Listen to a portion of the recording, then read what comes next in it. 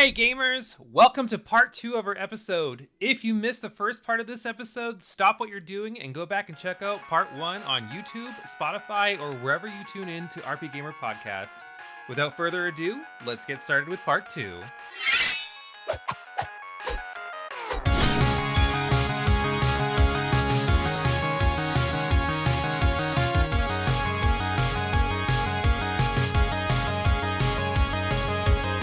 I have an interesting kind of follow-up question that has sparked Sure. for me, and that is that worldwide, Pokemon is the most popular franchise of all time, period, which also happens to be a turn-based RPG. How do we square that with like our expectations and our experiences of playing RPGs? Like, it doesn't necessarily have a combat system that evolves over time. So I think it actually does. And I'm a big Pokemon player, and I know Jason, you're like kind of like a moderate. You like and every other kind of. Yeah. Yeah. I think that there is, first of all, competitive, which completely separates the game completely. There are different styles on how to tackle the game. Like, I'm a Nuzlocker. Especially like I will Nuzlock any game now, but there is a very different scope of how the early game looks, the mid game looks, and the late game looks, just for a general playthrough. And it kind of ties into even just like your starter's evolution time frame, where you don't have much going on in terms of battle setup or like abilities that you have on your Pokemon, because you just haven't got them yet. But then when you get to mid game, now you're getting more of a variety of moves, and you're getting some of the accessories that you can equip. And then come late game, you're getting into more of your like IVs to build your Pokemon a little bit more. Now you've really dialed in those evolutions or their moves, and I think everything comes into play. So I think like truly the game evolves with you, like no pun intended, where like it is very simple at the very beginning. It treks that early journey, but also like it just keeps things really tight, so that way you get the core mechanics, and I think more things come in as you go. Now that has been consistent throughout the series. That could possibly change, but yeah, I think to me like there is a good way of hooking in, because yeah, it's cool going in later on. You're like, this elite trainer in the final few dungeons has like 5 Pokemon that truly are on par with my 6. Like they could do some damage if they really wanted to. You don't get that in the earlier game. It's more just kind of like fiddle around and pick your team and figure out what's going on. I think that one of the things that I also have in the back of my mind is also the act of changing out your Pokemon and or evolving them up from the start or composing your party differently, also in a lot of ways is sort of like respecking a party member. Or kind of laterally like changing out like how this spot in your party grows. So I feel like that's also something else that it kind of does tie into, though it and I haven't played Pokemon since X and Y. So you're not too far behind. It's been a while though. But that's still Gen 6. Doesn't... So I mean, like when we're on Gen 9, the most recent one, I think. So like, I think time frame wise, it seems like a lot, but I don't really think that's too far behind. Do you think that they'll ever embrace more into the narrative driven aspect of RPGs that we tend to love? I think you're only going to see that in your side tales like Arceus. I don't think you're ever going to see that in main series, because you are scoping into such a broad audience, and most of those audience that they want to continue to cater to are the younger generations. And it's not so much that the younger generations can't handle heavier games, like we know that they can, but I think they need to make it as safe in PC as possible, because it has such a global scope that like like what you're saying, like even calling it Arceus versus Arceus, it can be problematic, or the design of this Pokemon is problematic in this part of the world, but it's not in this part of the world. Like, what was it? I know exactly which Pokemon you're talking about. Registeel, Regirock, right? Like their dot alignment is like problematic in some places. So I think they are skating on thin ice with so many different things that you might see something like that in Arceus and some of the side tales. I don't know if you'll ever see that in main series, but I could be wrong. Yeah.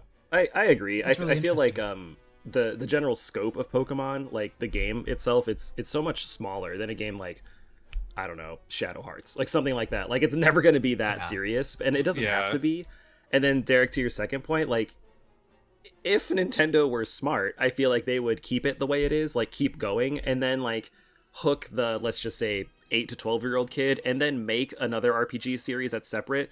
To be honest, in my opinion, it's probably Fire Emblem, and then hook them again later, and like keep going with the next few, like filter them in, and then transition those kids as they get older to a different series. Completely agree. And the Nintendo, I think, is trying nowadays, and they don't quite have the M rated, like the adult game yet, like to hook someone else. Although they own like what, Spirit Camera, they own like that series, Fatal Frame or something. Well, we kind of do see some of those Pokemon games, especially like circa GameCube era, where it was like XD. Yeah, those games, like they're more narrative driven, and like I think that they're fine games, but like I don't know if Nintendo or what is it? Not Intelligent Systems. Who does Pokemon?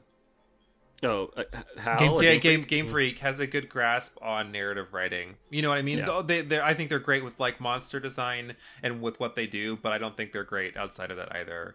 Honestly, they could just do whatever and let the fans just develop it themselves and be like, yeah, that's what it is. Do you think that the implication, therefore, is that like the RPG stories that we tend to know and love is kind of secondary to the success of a game, or can it be? I guess it depends on the genre, right? In some ways. It probably just depends on the genre. Or sorry, the series. Yeah, I think so. Yeah.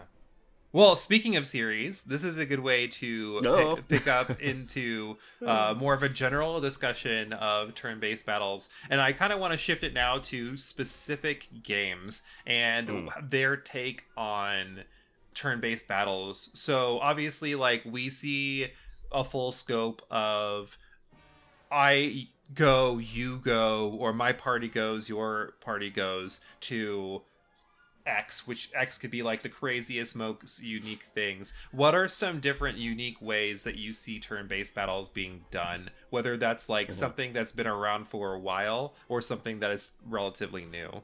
And we don't have to like let's maybe like volley some back and forth. I can start the rally. This is the greatest time to talk about Super Mario RPG. I love what that game does, and I feel like Patrick, I think it was you earlier mentioned like there's a reaction to like your attacks and your defenses, which is great. It's no longer just hit X and wait for like a minute. Like you got to like pay attention. Yeah, but that has made that's great gaming so much more dynamic. Like truly, that game has just made turn-based RPGs so much more dynamic. Completely agree, and I'll rally it away after this one too. There's some unique boss battles in that game too. We haven't really talked about boss battles in this podcast just yet, but I always forget the dude's name. But when he locks out your abilities, like that's Boyer. I thought it was the bow guy. Yeah. That's a neat aspect. Like that's pretty cool. Or like when you become a mushroom or something like that. Like those are neat ones that really kind of play with the idea of what it is to be a turn-based RPG and how it works. And that one always stuck with me.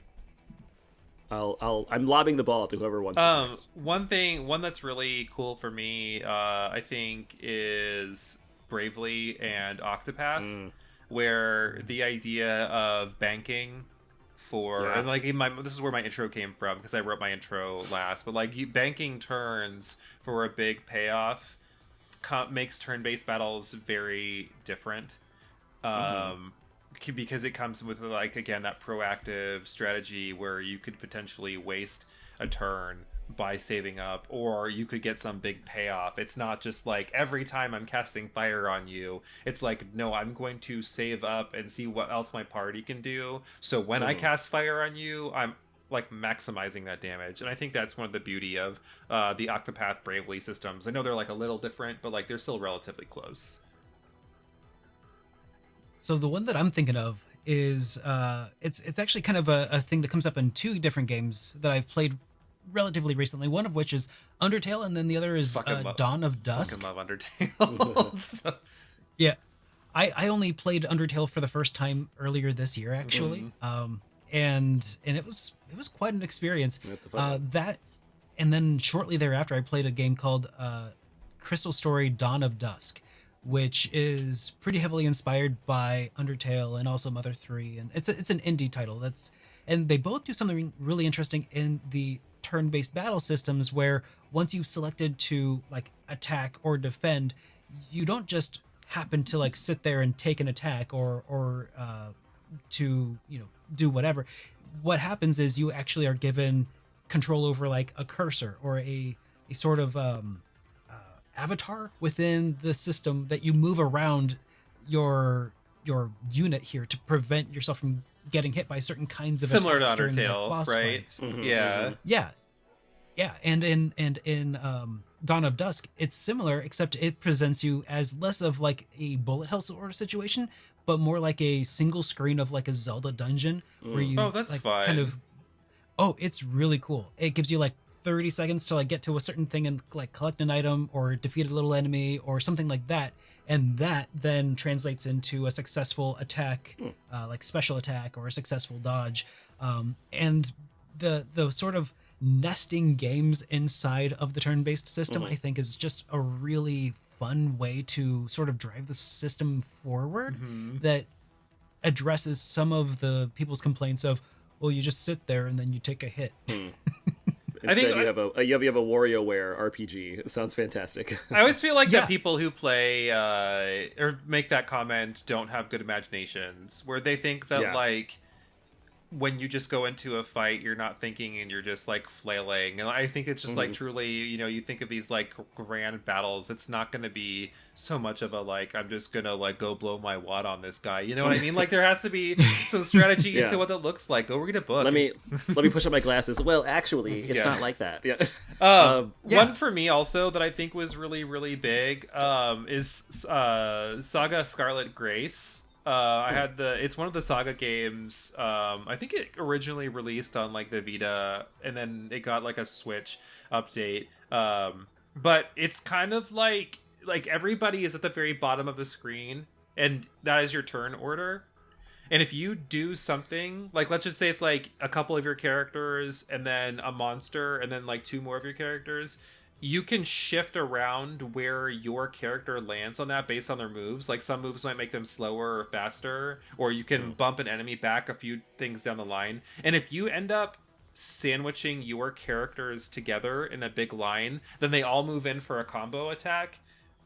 And like, and so it's almost like every turn is a puzzle, because your moves that you're doing to like do these things, like they do damage and whatnot, but enemies can do that to you too. Like if they change your order around and now all of a sudden they all clump their group together, then they're nailed, like they're knocking out one of your characters pretty much guaranteed. Yeah. So I think like kind of like what you're saying, Derek, where puzzleifying some turns really makes you think a lot more about like what you're going to do and how you're going to prevent situations, and that makes it so much more engaging, especially in a game where, like in Baldur's Gate, you see everything playing out in front of you, so it's like I might move here and do this, but some turn-based games, like they don't have the ability to do that, so they come up with these creative ways of making it more interactive and fun.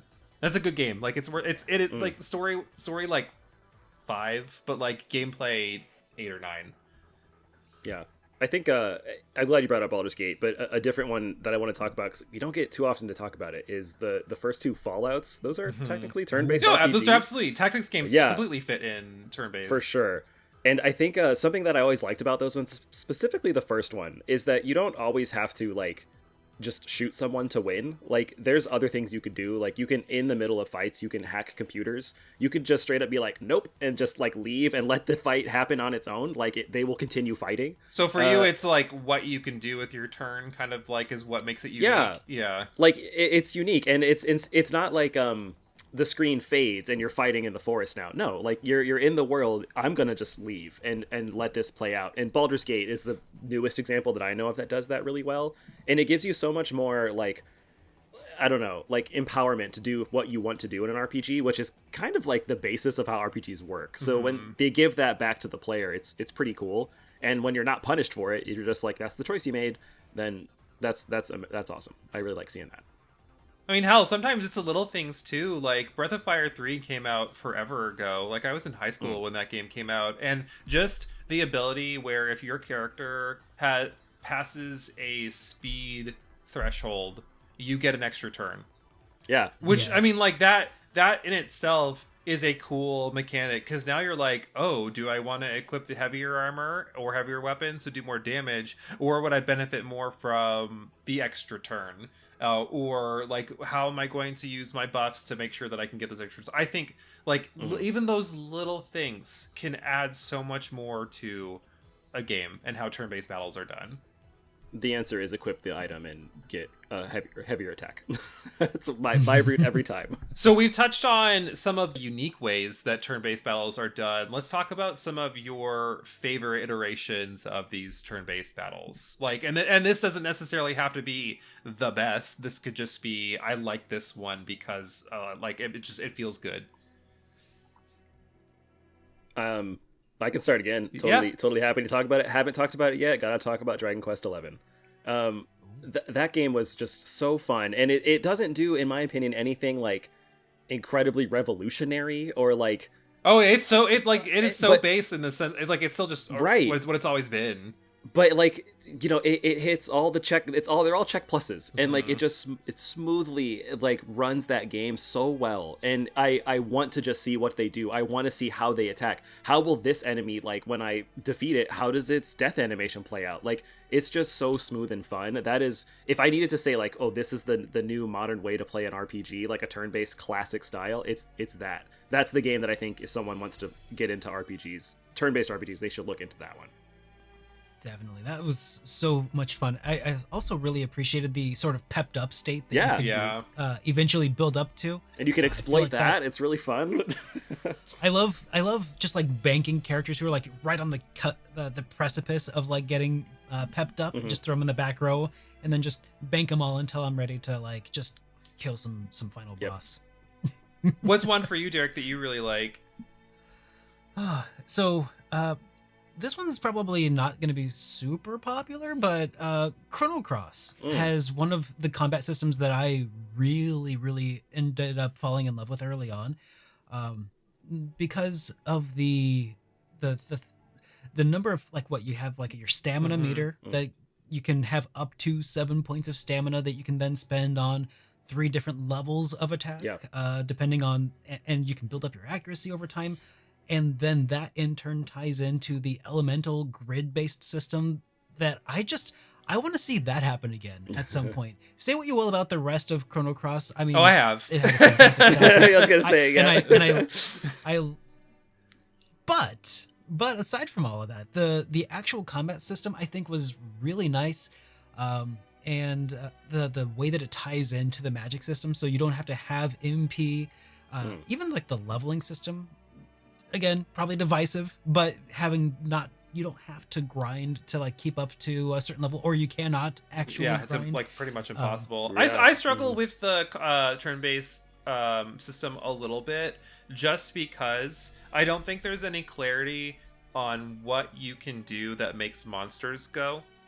Like, there would be some times where I would just be like, okay, I'm going to take this one character down from 7 stamina to 1 stamina, switch over to this next character, and have them keep cycling through. But I couldn't figure out what it was that made, like, okay, but now the monster gets to go. I felt like it was kind of, like, random and reactive. I think it's the speed stat. Is it? I think it is, but I'm not sure. Yeah, I so that one was a little hard for me to digest. One easy one for me that I just think is great, and we've talked about it already, is Grandia. I think that was just one of the most innovative systems to come out with, like, the bar. I mean, like, it's an ATB bar, but there's that window where if they're in that window, you can cancel their move and they get shot back to the very beginning. And just like when you get to that window, like the speed or the level of your ability could be really fast or a little bit slower. Like spells would sometimes take a longer time to charge. So I think like it was a good mix of looking at the bar but also looking at the field, because it, like, if they're doing something that looks like they're like charging up for something big, you know, it's like I need to get a character their stat to cancel them out. And there's just something about that, like, smart play. Like, it truly, it's not like I'm gonna sit here and take this hit and tank it. It's like, no, you can do something about that. Like, you can actually prevent that, and I think that is just great. It's good to reward the player for being an actual player of the game. Yeah. And knowing that, like, you wouldn't just, like, if I hit you hard, you shouldn't just be standing there. Like, you'd be like, ow. Yeah, Why'd you fine. That sword just blew right off, no problem. My spell. What happened to my spell? Dude, I want to play a game like that when someone gets stabbed. Be like, ow, why would you do that?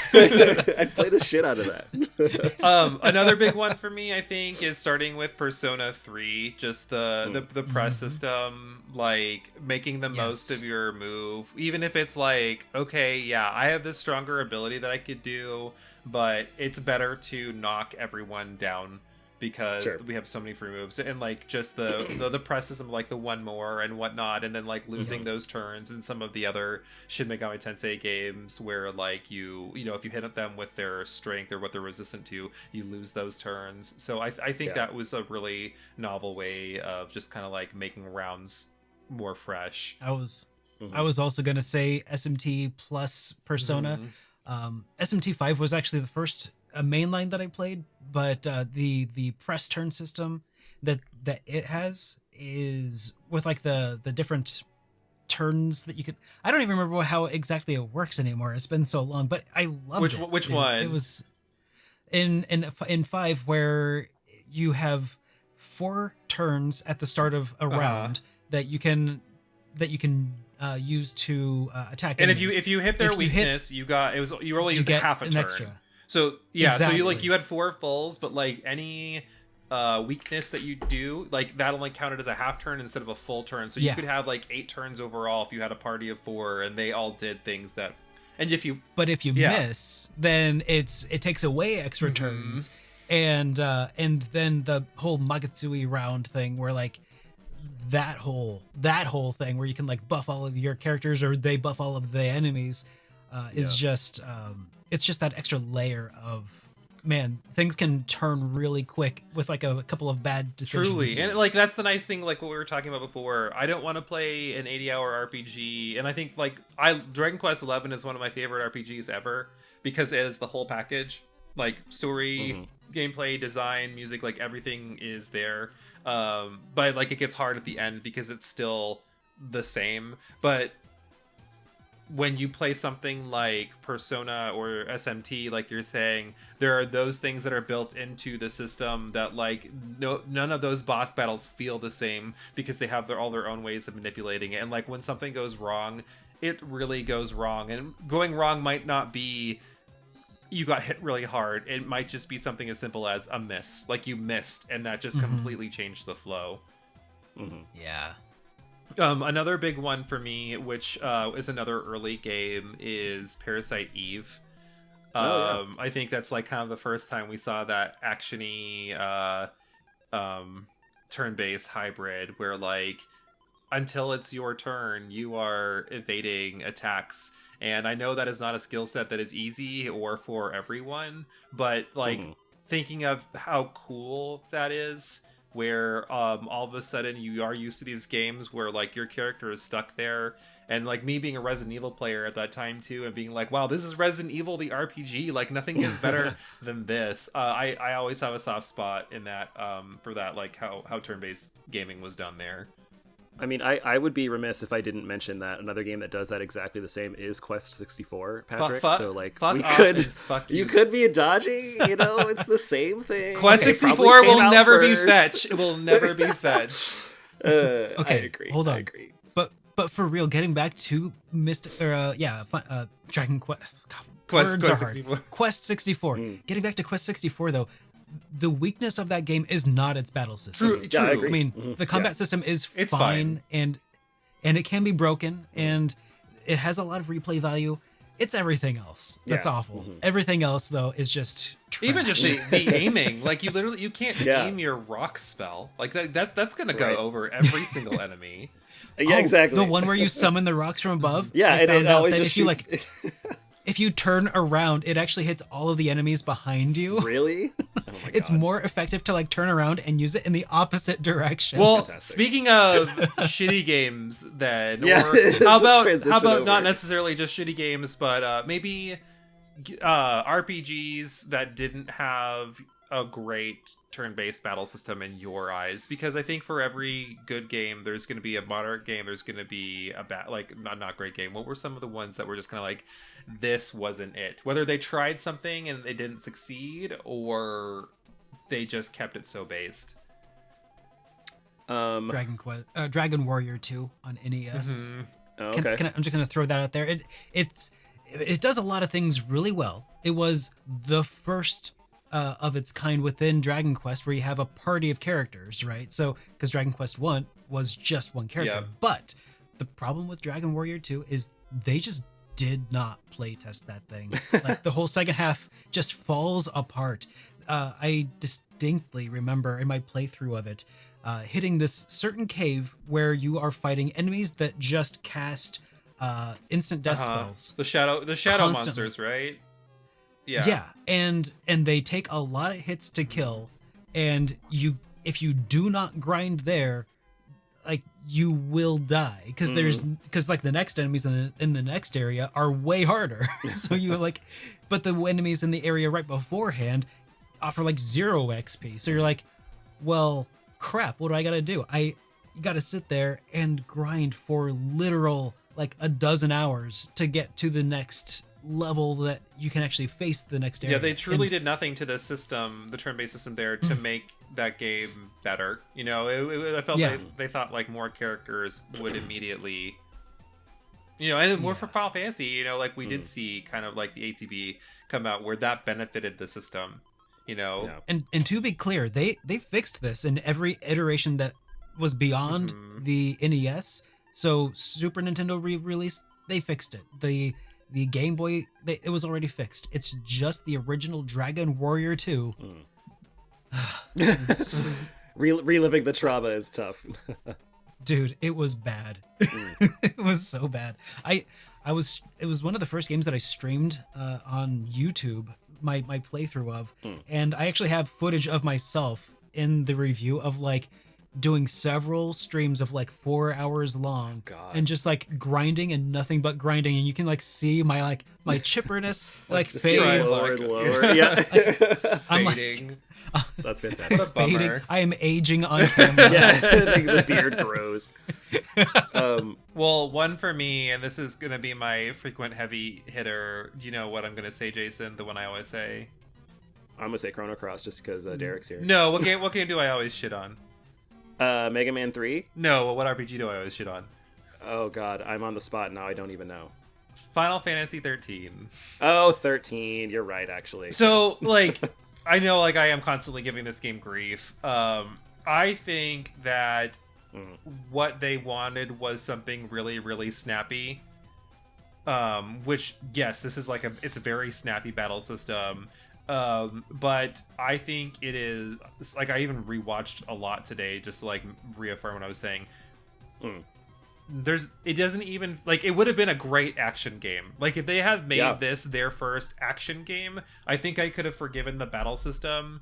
But there's literally no really player choice. You have 6 choices, right? It's always, for the most part, auto battle. Your bar is like flying through to go through. You don't control the other characters.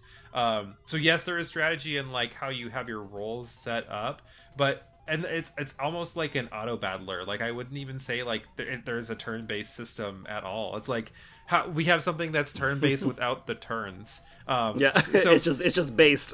So yeah, it to me it's almost like one of those away from like AFK Arena, you know what I mean? Like where an idle game. Yeah, it's like an idle game basically to me in that way. So that's one of them. But I think other ones too. I know there were a lot of early RPGs where it just kind of seemed like your speed stat didn't matter too, where it just like weird turning, like it'd be like, well, this character's really fast, so why did the monster beat me when I know it's a slow monster? Or why did this character, like, it's almost like you have this speed stat, but there's also a certain level of randomness to how a turn order goes. So what's the point of having the speed stat? And I feel like that's just right. It's Blitzball. Blitzball. You're describing Blitzball. There you go. the stats exist, but they don't matter because everything else is just so dang random. Just about Jack it. shot everyone out of the way. Well, speaking of Jack shotting out of the way, Jason, why don't you Jack shot this conversation and take us into our little wrap up? Wow, what a transition. Yes, we are going to take a quick break. We'll be right back, though. If you like what you're hearing so far, we'd love to hear your thoughts, too. Let us know down in the comments below, and like and subscribe to our content for more. We'll be right back.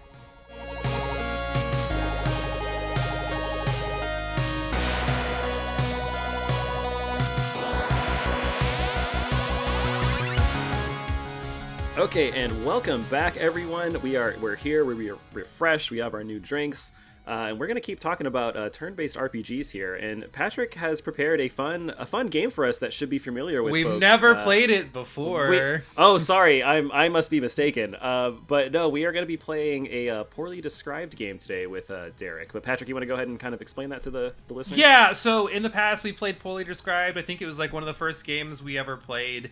And basically we are going to pick some turn-based RPGs. We're going to poorly describe it for our friends here to guess. And then we have a couple clues prepared in case our poor descriptions don't do it justice and they can't figure it out. So we'll have Jason go first, and then whoever is not asking, the other two people can just like collaboratively get it. But maybe like if you think you know what it is, don't shout it out until the other person gets a chance to think about it. And if you're playing at home, guess at home. See if you can figure it out. Guess at home. Yeah. All right. I have these somewhat tiered into what I think might be the easiest to the hardest. Sure. So we'll start here. Okay. Interdimensional aliens, man. They start the worst wars. Interdimensional aliens. They start the worst wars. I'm going to say it's not Earthbound because Jason has never played Earthbound because he is a gross, disgusting human being. Okay. Asterisk. I have played Earthbound. I have not beaten Earthbound. I also know about Earthbound. I mean, my initial thought was like, oh, interdimensional alien is like, oh, could it be Chrono Trigger? But then no, because it didn't really start any wars. Mm-hmm. So do you want to keep going? Not interdimensional. I mean, I'm assuming it's not Earthbound, right? It's not Earthbound. Okay. All right, what if we keep going? Okay, whose turn is it? Oh, right. Okay, what can they do? Right. Oh, yeah, got it. So if I move them here and line up this attack, I can hit the most enemies. Move them here.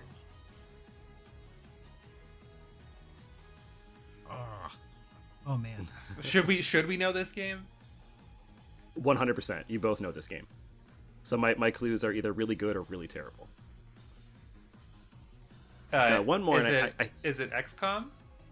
No, but great game. Yeah, because turn-based battle. But you're going the right path. So it's a tactics RPG. Yeah. And aliens. Okay. Okay. Now interdimensional aliens. I mean, because I'm thinking like tactics RPG, and I'm thinking like, could this be Shining Force? Because it's kind of sci-fi. How have we not talked about Shining Force? I know, it's literally one of my favorite games of all time, Shining Force 2. Okay. But I don't think that it necessarily has that mechanism of like lining up a bunch of enemies. Definitely not. The only okay. Yeah. What about this one? Oh shit! That fireball hit my entire party. At least the damage roll was low. Wait a second. Is this Gate 3? Yeah. Oh, okay. Duh. I got a little too like the Gith Yankee aliens. They're not from the. See, great clue. But yeah. There you go. Wonderful game. Well done. Nice poor description, Jason. Okay. Hey, I got you. Okay, I'll give mine then. A multiverse tragedy that could have been avoided if the lifeguard had been on duty. The fuck? I think I know this one. I might have a guess. I'll read it again. A multiverse tragedy that could have been avoided if the lifeguard had been on duty. Oh god, I'm not 100% sure. I don't know if you've ever played this game or not, Jason, but I know you know the game. Okay. Derek, you want to go ahead and say your guess? Yeah. I mean, so first of all, I take issue with your description. Just kidding. Could could this possibly be Chrono This is Cross? Chrono Cross. I thought Chrono Cross too. Yeah. Perfect from the beginning. Yeah. My other clues were a game where you can hear Russian, French, British, and Australian dialects without ever traveling to any of those respective countries. And then, That's Guile, right? Yeah. And then, well, I mean, all of them, like, all of them, yeah. like, what's her name? The clown girl, Harl is Harl. French, and Kid has like an Australian, Britishy hybrid. And then beating things up with a giant bladed propeller is fun. Was my other clue. There you go. Yeah. All right, Derek, let's see what you got. Good one. All right, this is my first time, guys. So be Oh, gentle. yeah. No, you're fine. Guests always get that nice softness. We'll just talk shit about you later, or our fans will. Wow, No, the pressure. That's fine. I'm used to that. I'm used to that. So, in this game, your best friend betrays you because your other friend wanted a breath of fresh air. Your best friend betrays you because your other friend wanted a breath of fresh air. God. Is there a pun in the breath? Breath of fire air? No. I'm thinking, like, my initial thought is going towards Final Fantasy IV. I don't know. Your best friend betrays you because your other friend. This might be a little bit of a deep cut, Is it but, Dragon's Quarter? Yes, Yeah, it is. Dragon's Quarter. Yeah, Damn, I there love you go. Dragon's Quarter. I love Nice. that game. I'm probably one of the few. That's one of those games where Derek and I would probably get in a huge fight. David and I would get in a huge fight about it because I love that game. Yeah. So Okay, wait. So the I whole have not purpose played of the Dragon game, Quarter, but yeah, you live underground, and you I remember that. you meet Nina, and Nina is dying because she needs real oxygen, but like you can't go to the surface because apparently the surface is like a wasteland and there's like huge monsters, and basically the person that you're paired with, one of your like he's like your lieutenant basically, like completely bails on you because you're like, I'm gonna rescue this girl instead of getting rid of her. And that is the full plot of the game. I love that game. I think the tactics in that game is great. I had a couple other clues. Did you want to hear Yeah, those? yeah, always. Okay. All right. It wasn't the last entry in the series, but most fans kind of wish it was. No, I get that one. No. I get that one. and this one was probably going to give it away. Only about a quarter as good as Breath of Fire due to its dragon content. Nice. Hey, nice. I like that.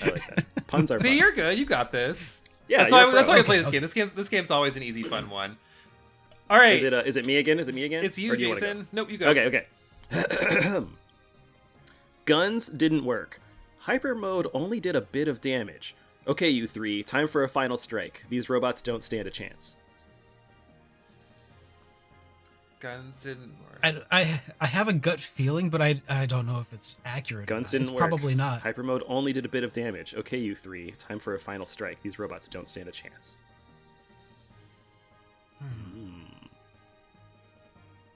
This is a Derek approved deep cut.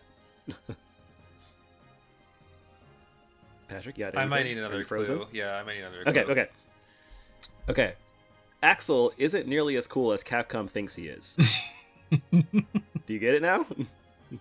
Maybe. Is it the Mega Man battle mission or whatever the RPG for Mega Man? It is. You're thinking of Mega Man X Command Mission. Command That is mission. correct. Yeah, that's Yes. what I was going for. Axel is Actually, I never played that one, so I never would have got that one. okay. So the first reference, like you typically shoot guns as your main attack. You can get a hyper mode, which is like a trance in that game, and then your final strike is all three people can attack at once. That's that one, and it's not great. It's such a great idea, but it's not as You good should as watch be. K-Bash's video on it. It is incredible. Oh, great! Yeah. He and I need to connect to talk about it again Yeah, because it was like so many ups and downs of like this could be so cool, and then they just didn't do it, and it's frustrating. K-Bash Your is last one- truly a miracle worker on some of his videos, and that one is just like it is a journey. But yeah, what was your last clue? It is a journey. Where are the robot masters? I'm sorry, Mavericks. And where's my stage select screen? Yeah, good old Mega Man X. Okay, here we go for my second one. Pervy edgelord with daddy issues rescues busty priest from real-life historical figures, fights God and wins. Oh yeah, I think I know this one. One more time. Pervy edgelord with daddy issues rescues busty priest from real-life historical figures, fights God and wins. Oh. This could be so many. Sure, yeah, I know. That's why I wrote it like that. But there's one thing in there that makes it specific as to what it is. The busty priest? Yeah.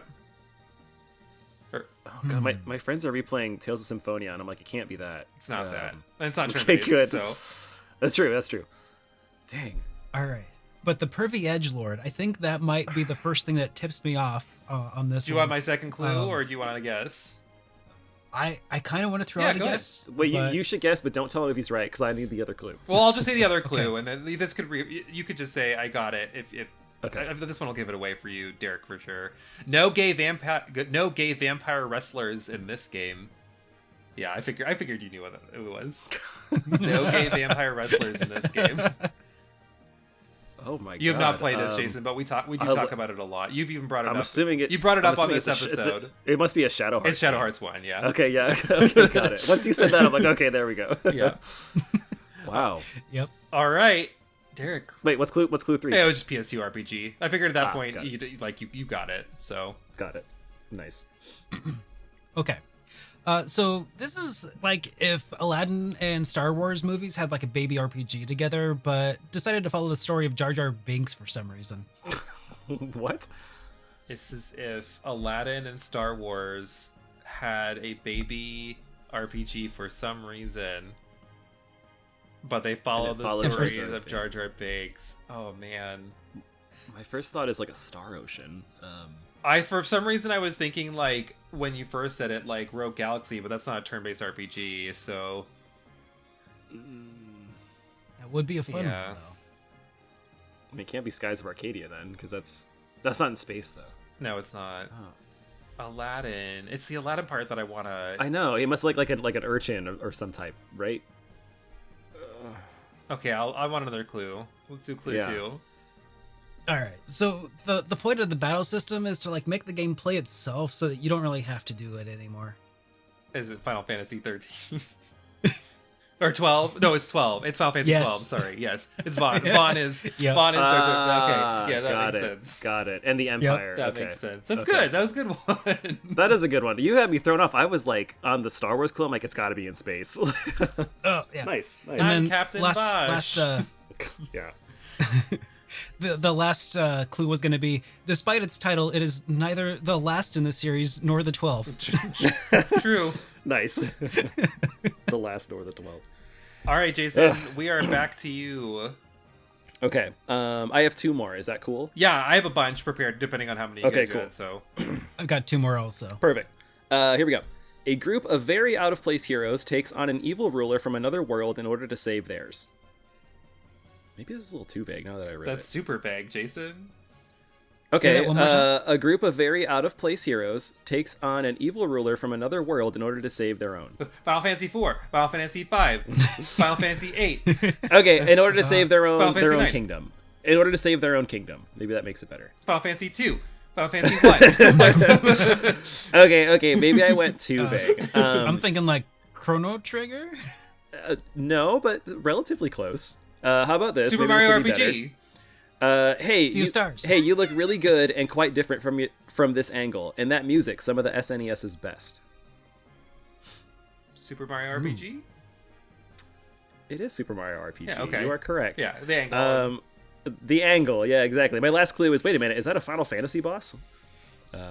You literally described almost every Final Fantasy. So, Chrono Trigger. Every Square Enix game. I'm looking and I'm like, okay, but like that is the plot. But I was like, if it's like save their kingdom, like maybe they'd get Mushroom Kingdom. I don't know. I don't know. Too vague. Okay, so Too you vague. I'm eliminated like 2 Final Fantasies by saying that. The sci-fi Yeah. Final Fantasies. You know, you could have guessed the other 50. So okay. Okay, well I got one for you. This one's gonna be, I think, a little bit of a toughie. Boy dreams of being a hero. Earthbound. Oh, sorry. Boy dreams of being a hero and sells poop to make it happen. Boy dreams of being a hero and sells poop to make it happen. I might know Okay. it. Sells poop. Maybe. I don't think you do know this game, Jason. I know that. I can't remember if you've played it or not, but the next clue will give it away. So hang on, Derek. We'll do the reaffirming again. Do you want the next Yeah, clue? because because it's still a stretch. It's still a stretch. So Okay, we'll if you nod your head immediately, then we'll see that that's the one that you thought it was, Derek. Go, you have the second clue. RPG the musical.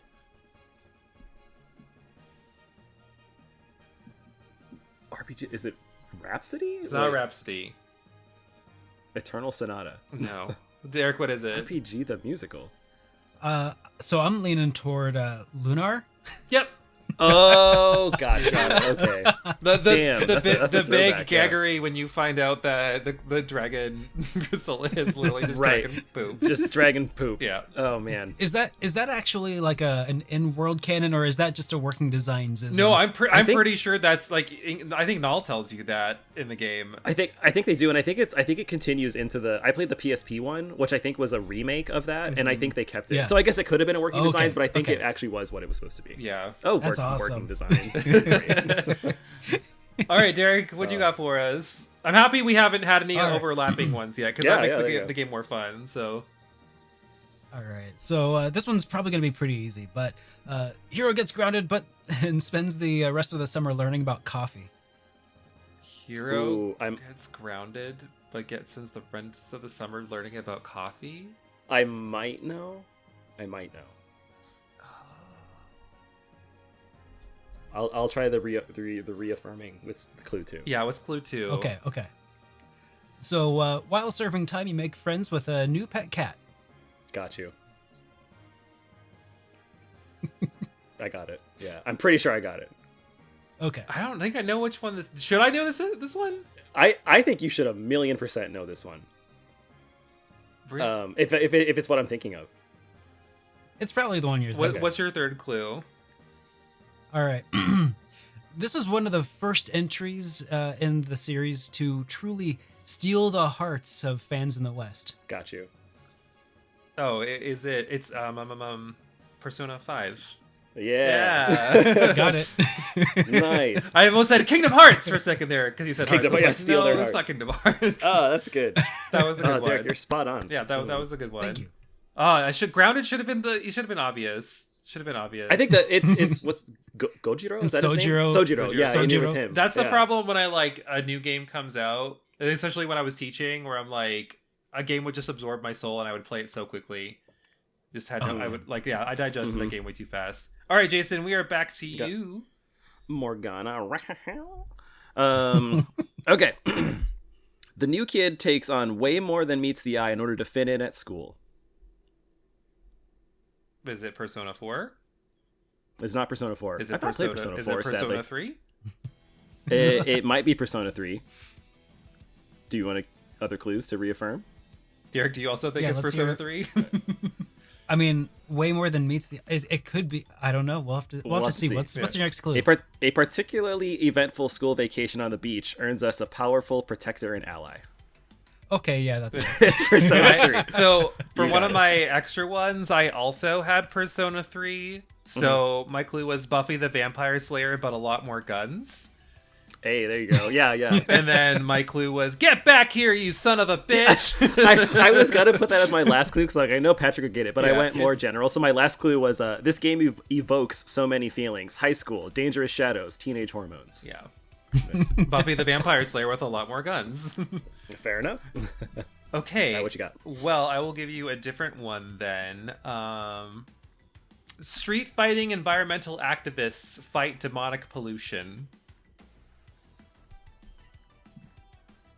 God, Earthbound? Street fighting demonic activists? Street fighting environmental activists fight demonic pollution. Environmental... Oh, yeah. You got this one? Yeah. Environmental activists. Okay, so the world is dying. Street fighting environmental activists fight demonic pollution. Is it Legend of Legaia? What's your guess, Derek? Since Jason does something. My guess, at least initially here, is Final Fantasy VII. It is actually Legends of Legaia. Woo! Got you. So my next clue was that looks like a Shoryu Repa, but that definitely wasn't. But that definitely wasn't the input for it, because one of the characters is like tornado flame. Yeah, so I want to do something about the parasites, the Rasuru they get on their arms, so I figured that would make it a little bit too And then the trees get rid of the mist and whatnot. Yeah. Oh, Nice. right. You know, that game was a lot more fun than I thought it would be. Yeah, if it wasn't so repetitive in the combat system, and I know that's RPGs, but I mean, like, that one specifically, like, once you have your big move, you have your big move, you don't have to do anything else. Like, if it wasn't for that, like, I would play that game all the time. It's a good game. Completely agree. Yeah. All right, Derek, what you got? So this one's like if Lord of the Flies, but it's got like dogfighting and slot machines run by the mob. Okay, I know Lord of the Flies, but it's also got slot machines and dogfighting. Run by the mob. Huh. I mean, it's not Yakuza, is it? Because I mean, that's so. not Lord of the Flies. Is throwing me off. Right? Yeah. That's the part that's throwing me off. Happy Hunger Games, bitches. Right. Okay, let's do. What's let's the next clue? clue? Yeah. Yeah, so like your best friend is a rat, your neighbor bullies you, and your mom garnishes your wages. Best friend is a rat. Your mom garnishes your wages. I mean, like. Wait. Oh. Read It's clue 1 again. It's Pokemon. Yeah, I was gonna say it's Pokemon. Okay. Got it. Yeah, the Mafia. Okay, got you. I got you. It's a specific entry in the It's Pokemon. silver, and right? Or silver and gold? Mm-mm. I've got one more clue. I think it's red for blue. you. Yeah. Or it's Soul, it is. but it's Soul Silver and Heart Gold. Your mom takes your money too. Does she? Yeah. But what's the next? Did it also have? I guess did it also have the? Oh, is it your the place yellow? I guess is kind of what you're talking about. If your best friend's the rat. The rat. Yeah. And then these games are the first in the series and are the primary reason so many Primary ladies love them. colors.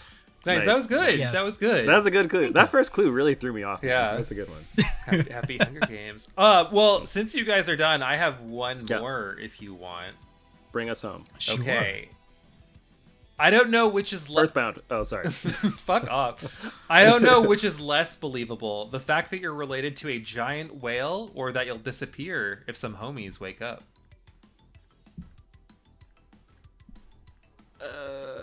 I have an idea. I got it. I think I know. Okay, let's see. But Let's see what you guys think. A firm clue too. Or Derek, are you like 100% you know? Yeah, I'm pretty sure I'm 100%. Okay. Actually, there is no clue two because this was the last one I wrote. So let's see if you guys can guess it first. Jason, why don't you guess since you're the one who's a little less certain? I'm thinking it's Final Fantasy X. What do you? Yeah, it's Final Fantasy X. Okay, good. What was this? What were you covering your I mouth don't know. for? Just because I didn't want to like smirk and don't then be wanna like smile. make it obvious, just in case you guys said something differently. So Yeah. Yay! Nice. I love this game so much. It's always so much fun. That's good. Yeah, That's it's good. always. Derek, you did it really good. Yeah, job. you did great. Yeah, that was great. Well, thank you. That was great. You did great. That was a lot of fun. Good. Well, we are at the end of our episode on turn-based battles. So first of all, Derek, again, I want to thank you for being a part of this with us. This was a great episode. Yeah. Oh, thanks for having me on. It was a lot of fun. Of course. And I'd love to hear, even though this isn't going to be like coming up for a while because we record super early, what kinds of things you have coming down the pipeline, or what kinds of things do you already do for our very few people who don't know who you are? Because most of our fans actually love you. So, well, I really appreciate that. I'm SuperDerek. I play a bunch of RPGs over on twitch.tv/SuperDerekRPGs, and then I review them over on YouTube, where I also talk about stuff. I try to do video essays once in a while in between, and just try to make interesting content the way I see it. do you have any I hope to see cool you there. videos coming out in the next little while too?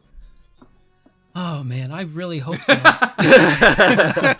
No, I've got a review of Trails of Cold Steel 4 that I really need to work on, and then I hope to embark on Lufia 2 for the first time ever here pretty soon. Good game. Definitely a good game. Nice. Yeah.